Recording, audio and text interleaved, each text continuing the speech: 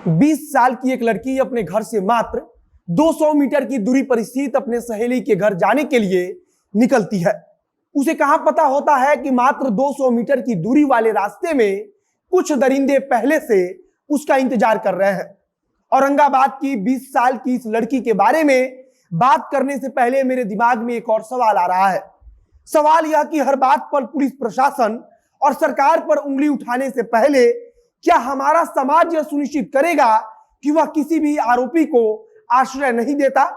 यह सवाल इसीलिए है क्योंकि अगर बिहार का कोई प्रत्याशी मुखिया का चुनाव हार जाता है और उसके बाद से उसके द्वारा दूसरे पक्ष के घर की लड़की को एक लड़के के सहारे उठवाकर रेप करवा दिया जाता है, तब जाति या धर्म के नाम पर इसी समाज के लोग उसका बचाव कर रहे होते हैं।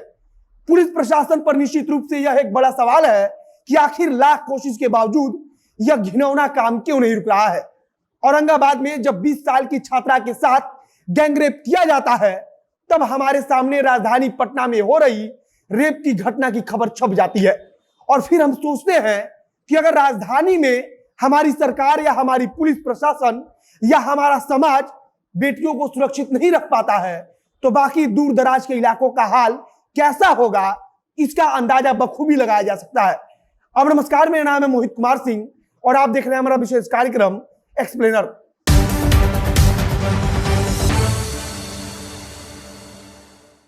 औरंगाबाद में 20 वर्ष की एक लड़की अपने घर से मात्र 200 मीटर की दूरी पर स्थित अपने सहेली के घर जाने के लिए निकलती है। वहां रास्ते में एक बदमाश उसे अगवा कर अपने साथ ले जाता है। सबसे महत्वपूर्ण बात है कि लड़की अगवा करने वाले बदमाश को पहचानती थी और वह उसी के गांव का रहने वाला है। लड़की ने बताया कि उसे सबसे पहले अगवा कर आरोपी ने अपनी कार में बैठाया और फिर उस कार में बैठाकर उसे एक सुनसान जगह पर ले जाया गया, जहां पहले से ही आरोपी के दो दोस्त और मौजूद थे। पीड़ित लड़की ने आरोपी का नाम राहुल बताते हुए कहा कि उसने जबरन खींचकर मुझे अपनी कार में बैठाया और उसके बाद से मेरे मुंह पर एक स्प्रे मारा गया। जब लड़की के मुंह पर स्प्रे मारा गया तो वह बेहोश हो गई।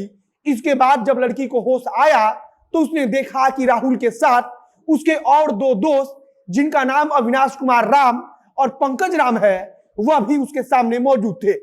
लड़की ने पुलिस को घटना का जिक्र करते हुए कहा है कि मैं हाथ जोड़कर इनसे गुहार करती रही कि मुझे छोड़ दो, लेकिन उन्होंने मेरी एक भी बात नहीं सुनी। इसके बाद उन तीनों दरिंदों ने एक एक कर छात्रा के साथ रेप किया और इस दौरान जब लड़की के द्वारा विरोध किया गया तो दरिंदों ने उसके साथ मारपीट भी की। रेप करने के बाद लड़की को डराते हुए उन्होंने कहा कि अगर इसके बारे में किसी और को पता चला तो बहुत बुरा हाल होगा। रेप करने के बाद तीनों आरोपियों ने लड़की को एक झाड़ी में फेंक दिया। लड़की इस हालत में नहीं थी कि वह खुद से उठकर अपने घर जा सके। वहीं झाड़ी में जिंदा लाश की तरह पड़ी लड़की दर्द से आवाज लगाती रही। उसी दौरान पेट्रोलिंग पर निकली स्थानीय थाना की पुलिस ने लड़की की आवाज को सुना और फिर लड़की को झाड़ी से पुलिस के जवानों ने बाहर निकाला। पुलिस ने लड़की को सदर अस्पताल पहुंचाया, जहां उसका इलाज चल रहा है। बताया जा रहा है कि जब शाम को ज्यादा देर हो गई और लड़की घर नहीं लौटी तो घर वालों की तरफ से लड़की के मोबाइल पर फोन भी किया गया था, लेकिन लड़की कुछ बता पाने की स्थिति में नहीं थी।